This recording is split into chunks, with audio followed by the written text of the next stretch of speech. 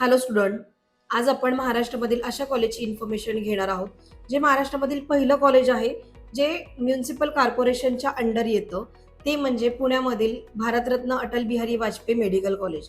या कॉलेजची स्थापना जर आपण बघितली तर 2022 मध्ये हे कॉलेज स्थित झालेलं होतं. या कॉलेजचं जे हॉस्पिटल आहे ते खूप जुन्या हॉस्पिटलपैकी येतं. 400 बेडेड मल्टी स्पेशलिस्ट हॉस्पिटल यांचं आहे, जे महाराष्ट्रामध्ये कमला नेहरू या नावाने प्रसिद्ध आहे. या कॉलेजचे जर फी स्ट्रक्चर तुम्ही बघितली, जर तुमचं ॲडमिशन स्टेट कोट्यामधून झालं तर तुम्हाला 7,50,000 एवढी तुम्हाला फी पडते आणि जर तुमचं ॲडमिशन इथे इन्स्टिट्यूट कोट्यामधून झालं तर तुम्हाला 22,50,000 रुपये एवढी ट्युशन फी पडत असते. या कॉलेजला कोणताही मॅनेजमेंट कोटा नाही.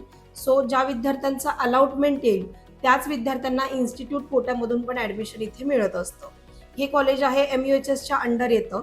सो याची काउन्सिलिंग आपल्याला स्टेट कोट्यामधून म्हणजेच 85% मधून आपल्याला याची काउन्सिलिंग करावी लागते.